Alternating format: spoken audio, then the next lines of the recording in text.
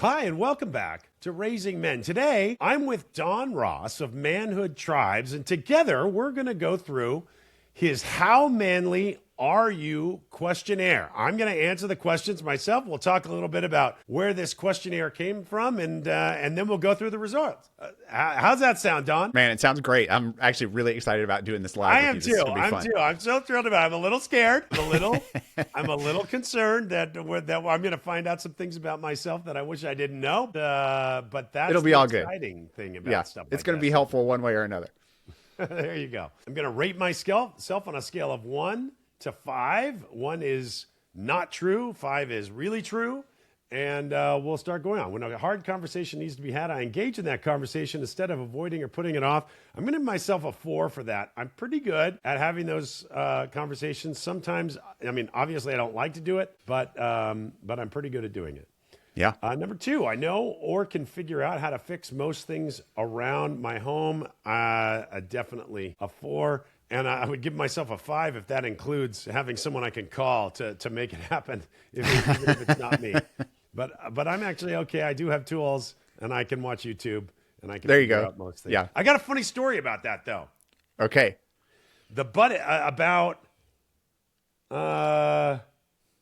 Actually, this is going on about 6 months ago. I had just gotten home from an international trip, and so I was really jet lagged, and I woke up at 2 o'clock in the morning. I'd gone to bed, I guess, kind of early. I tried to get back on my normal schedule, but I woke up bright-eyed and bushy-tailed at 2 o'clock in the morning and just, had all this energy. And what I decided to do at that time, because the entire family was asleep, is that I was going to descale my water heater.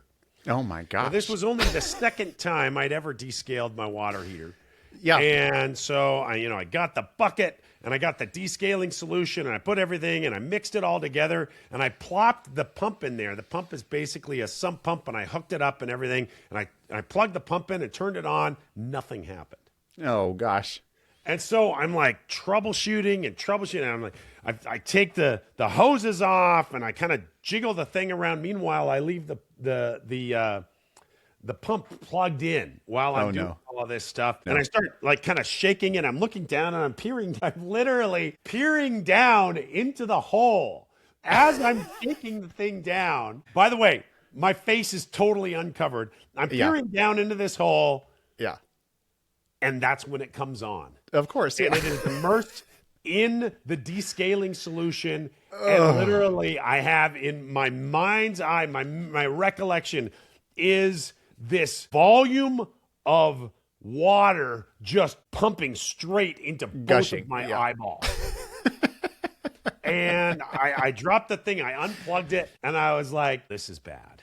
Yeah. And it didn't hurt or anything like that, but, this is my eyes I'm talking about. Right, yeah. And so, I go in and I rinse it out, and I take some warm water, and I rinse it out for about 5 minutes of that time. And then I went onto the internet, and I started researching what I should do about this stuff. And the consensus was that I need to flush it out. Yeah. And that's really all you can do. And so I did a lot of flushing. Yeah. About 30 minutes of flushing. And then, but it also said you should really think about going to the emergency. Yeah. In the middle of the night. In the middle of the night. And so I texted my wife. I said, I woke up with a bunch of energy and blah, blah, blah. I told her the whole story and said, I'm going to the emergency room. If you wake up and I'm not there, that's why. And I think everything's going to be fine. And so that's what I did. I went to the emergency room and they just flushed out my eyes. It was, they put this magical flusher thing on my eyes. Right. And that was really unpleasant and really painful. I don't wear contacts or anything like that. I'm not used to having things on my eyes. And, but I've had no issues since then. But, so yeah, I'm going to give myself a 3. Well, it's all right. Yeah, your eyeballs are limestone free for at least a year, so you're all good. Right. That's exactly right. I did not make the mistake the next time I descaled my thing, which was not long ago, which is how I know this was about 6 months ago. I am definitely physically strong enough to go through my normal daily tasks without getting winded or tired. I am quite strong. I'm a large man, and I'm maybe a little bit overweight, but not too bad. The men in my life know they can count on me. You know what? I would give myself a 5 if this read, the men in my life can count on me. But do I make that known to them? Okay. I don't know if I do. And so I'm going to go, some of them definitely do. but not all of them do. I'm going to give myself, I think I'm going to give myself a 3 there. An emergency situation call for extreme physical ability. Ooh, yikes. I'm confident I can be helpful. Depending on the situation, I would definitely say yes. So I'll give myself a 4. Yeah, I there tend you to go. have Just good go with working your gut. relationships with my bosses and supervisors. That is absolutely true. So I would say 5. I have a strong network of male friendships around me. This is a tough one for me to answer. Again, this is one of those things. Part of the whole motivation of starting the whole Raising Men project was because I had my buddy come to me and say, I'm getting a divorce. And I didn't have any idea of what he was going through. And this is one of my closest friends from childhood. Yeah. And we just didn't share that stuff with me.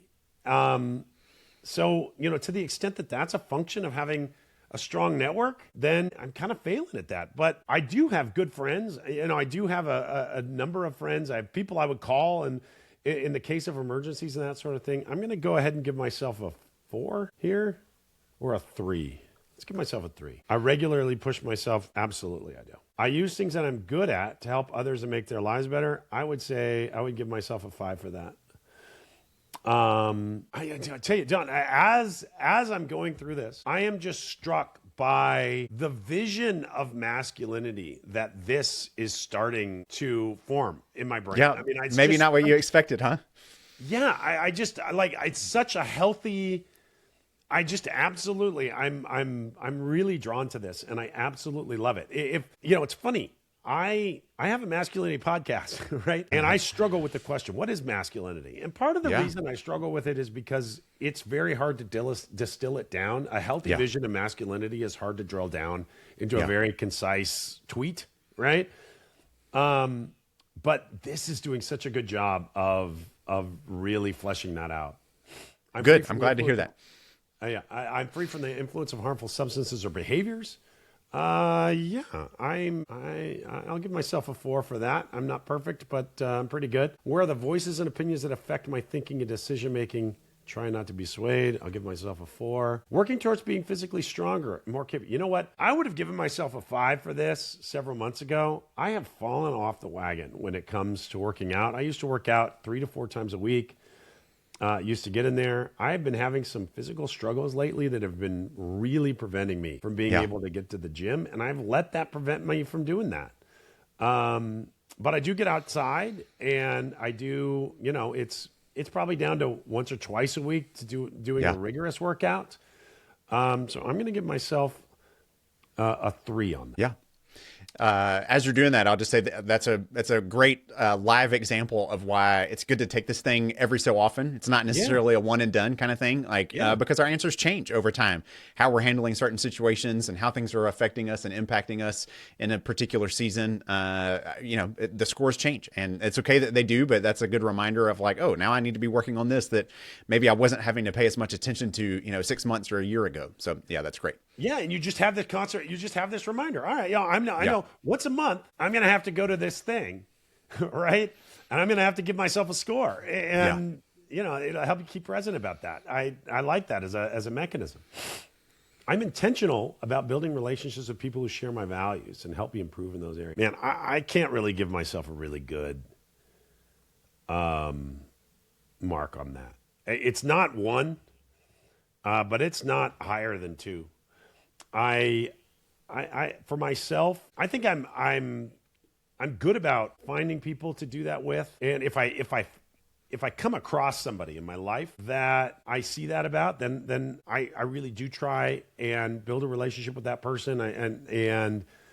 But it's not like I'm doing a really good job of seeking people out. And then of course, as I'm saying that, this very podcast itself is a counterexample. Part of the reason I'm doing it is to seek people out, build relationships with folks like you. So I don't know, maybe that's not accurate, but I'm going to stick with my 2 there. When I come across something I don't know how to do, I try to learn how, 100%. If I were caught in a dangerous situation, I feel confident I could move towards the danger to protect others and myself. Absolutely.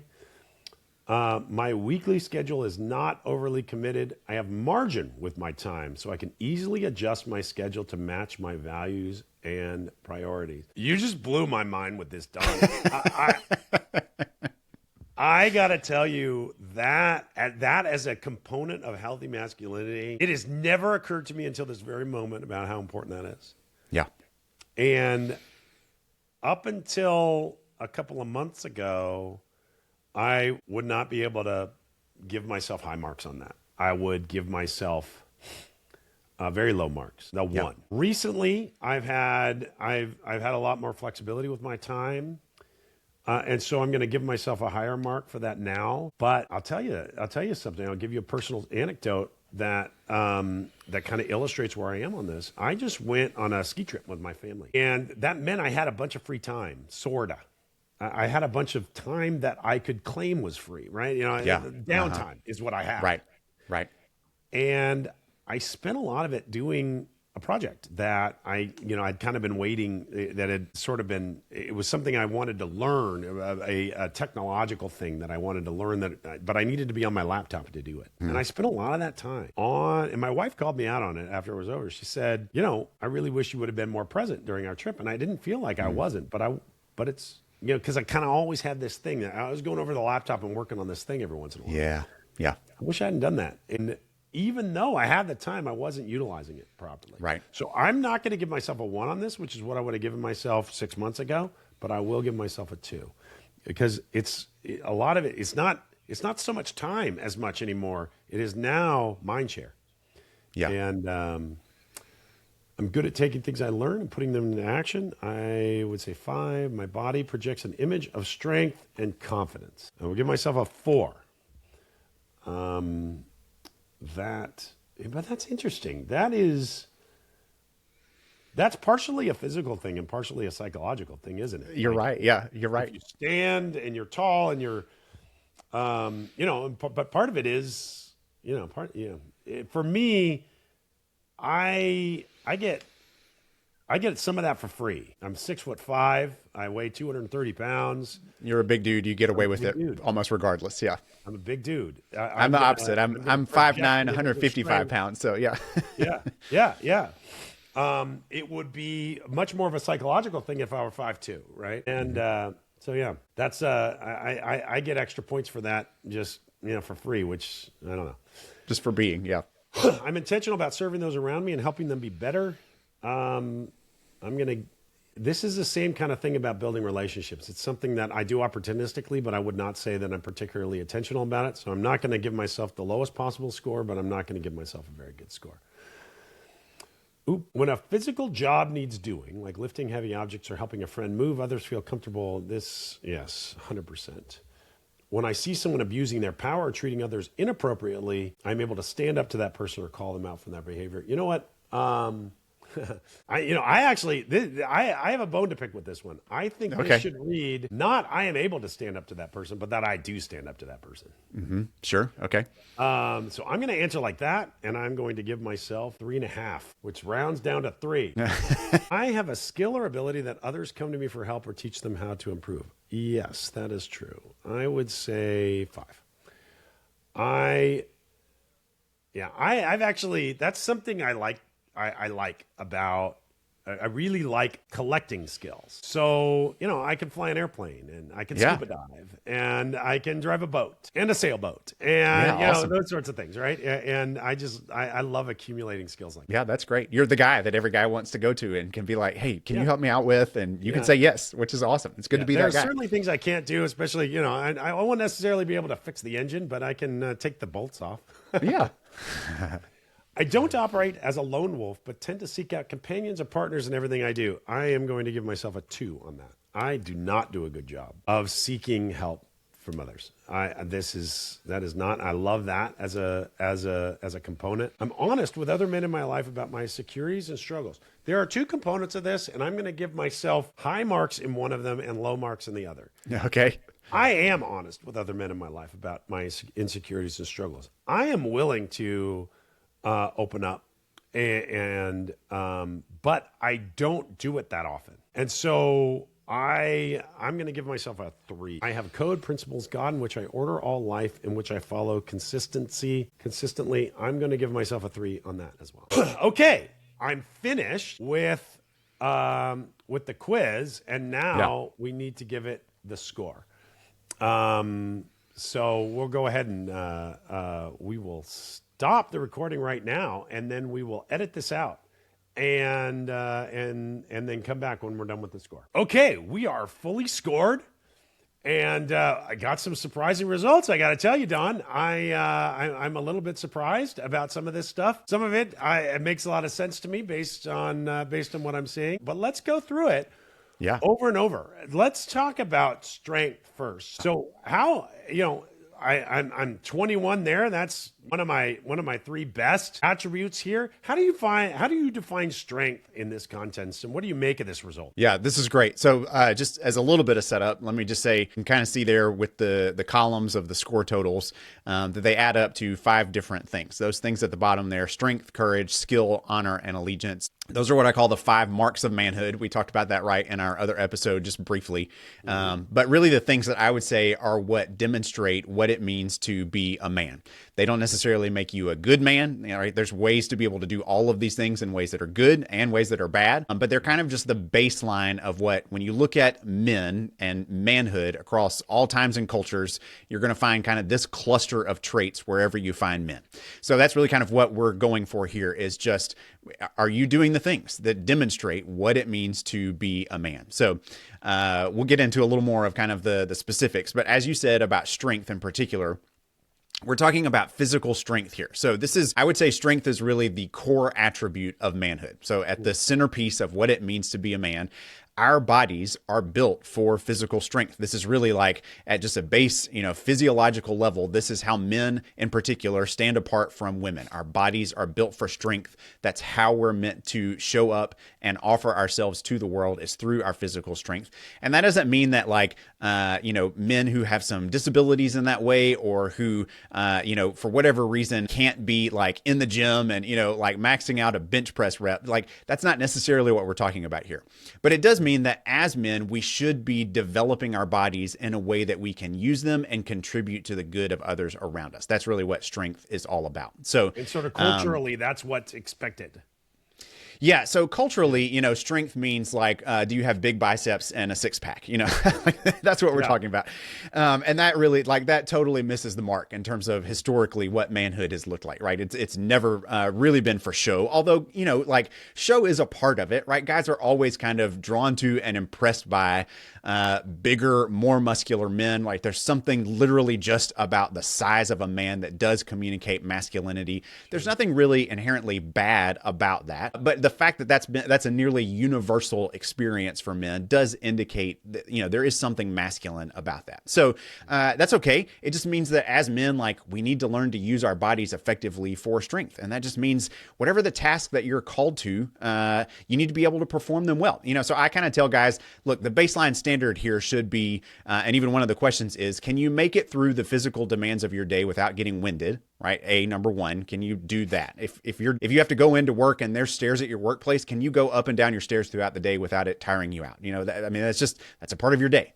The second thing would be, if you do get put into some kind of situation where strength is called upon in sort of an emergency moment, whatever that could kind of look like. You've got a kid that gets trapped under a piece of furniture, or somebody gets wedged in between something. Can you show up with some emergency strength to be able to help out in that kind of a situation? And if you can't, then there's some things that need to be worked on there, in terms of just taking care of your body and being able to use it in a way that you can offer some help. So that's kind of where we're coming from. Every guy ought to be able to show up in some of those kinds of ways, whether or not you're the bodybuilder or Hollywood action star type. You can still aim for strength. Yeah, I like that sentiment. All right, next we have courage. So talk to me about courage. How do you define that, and what's the importance? Courage is really just facing your fears, being able to move towards the things that are inhibiting you. So, we sometimes tend to think of courage as being this sort of bravado, where it's like, oh, I'm the macho guy who's not really afraid of anything. That's a myth and a lie. There's really no such thing as a human being who's afraid of nothing, unless you're dealing with some kind of pathological illness, right? To not experience fear is really subhuman. That's just not a part of who we are. Yeah. So courage is really then this is an essential. Anywhere you hear any discussion about manhood, Manhood, you're going to hear courage come up. And it really is just because men need this. We need the ability to move towards our fears and not run away from them. That's how we are meant to be called into confronting the world around us. And that can be physical fears. That can be like, hey, if you've got a home invader, what are you going to do about it? Are you able to show up in that kind of situation and offer something for protection? Or are you going to move towards cowering in the corner? But it can also look like, more simple kind of day-to-day things, like you need to have a conversation with your boss about getting a raise, or you need to have a hard conversation with your wife about a moment of conflict that the two of you had, and you're pretty sure that when you bring it up, she's just going to yell at you again. Like, can you move towards that conversation, or are you just avoiding it? All of those kinds of things have to do with what courage looks like. How about skill? Yeah, skill is probably the most basic, the easiest to understand. Also, I think the most fun of all the marks of manhood. It really is just basically like you need to be good at some things, right? Men are depended upon for our set of skills. We are meant to be relied on for being able to do things, to accomplish things, to get shit done in the world, right? That's kind of what it be of value to the community. Yeah, exactly. Yeah, and that I think that's really where skill becomes a good in the world, is that our skills shouldn't just be for show, or even really for our own benefit. They should be for helping better others around us. And part of the way that men need to learn to use and develop their skills is actually in developing others to be able to use those skills as well. Part of passing on masculinity is actually passing on skills. One of the ways that men have always taught other men to be men is by teaching them how to do other things that men are called upon in the world to be able to do. That time spent together as men is a great way of just kind of affirming and calling out manhood in others. These days, most of us learn our skills not from other men, but from YouTube. And look, I'm guilty of this as well. Like, I go to YouTube for, home repair fixes and how to handle this on my car. That's not a bad thing to do, but there is something really valuable about being able to learn those things from other men and in the context of relationship with other men that I do think we're missing out on today. And that's a good way that we can kind of push ourselves towards a more masculine experience of skill, which the internet kind of robs us of a little bit. Yeah, it's a good point. So I feel really good about those 3 scores. Yeah. I feel like, so this is great. I'm doing all right. These are your strong suits. We have honor. Yeah. Well, let me just say I didn't do so hot on this. Honestly, Don, this is a real surprise to me. This is not something, I would not have expected, to be deficient in this. So I'm really interested to talk about what's going on here. Yeah, absolutely. Real quick, before we jump to honor, let me just say the cool thing about this quiz is that even in the places where you are doing really well, like the first 3 that we talked about, you can go back and look at your individual question scores and kind of say like, I'm looking at yours and saying like, okay, your strength scores look really good, but on question 12, you got a 3, where the others, you got a 4 and 5. Yeah, maybe it's worth going back to look at, hey, what's question 12? Yeah. And just seeing, is that something that needs a little more attention? We kind of talked about that as you were going through it. Like, I've kind of slacked off on my consistency in my workouts because of some physical pain. Hey, maybe that's an area that needs addressing at the moment so that I can get back to that. It's just a good way of kind of measuring, even in the places where you're doing well, you still got room for improvement. So yeah, that's good. But okay, let's talk about honor a little bit, because I think this is, if skill is the easiest one to understand, honor is the hardest one to understand. So it's good to spend a little time on that, because I use the word honor a little differently than we tend to use in our culture today, right? We tend to think of honor as a morally positive thing pretty much across the board. That honor means something like integrity, like that we stand for something good, we represent something good. We tend to think about honor a lot of times in like a military context, that, those who serve and are willing to give of themselves have honor and are worthy of honor. All of those things are true. There's nothing wrong with that, but it's kind of that's kind of a newer definition of the word. The older, and I think kind of truer definition of the word really just means, are you doing right by the people around you? So honor really has just basically kind of what we call peer pressure today, is really closer to what kind of the older idea of honor was. It just really means the people that you're around, if you are living in a way that demonstrates you share their values and interests, then they're going to consider you worthy of honor. They're going to give you praise for it. They're going to like you. They're going to accept you. They're going to to, toot your horn and let you know that you're one of the group. You kind of fit the standards for being part of the pack. That means that you are worthy of honor. Now, that's where honor becomes more of a morally neutral trait, because if you're surrounding yourselves with people who have bad values and who are reinforcing things that aren't constructive to society, you can still be worthy of their honor, but you might be doing really bad things, right? Yeah. So, we see this kind of in the way that we use the phrase, like there's honor among thieves, right? You kind of think about that in the sense of like almost like a pirate code, sort of like, pirates had honor among each other, but that didn't mean they were doing good things. But we see this today, even especially with guys. I think probably the most prominent place is like in fraternity culture.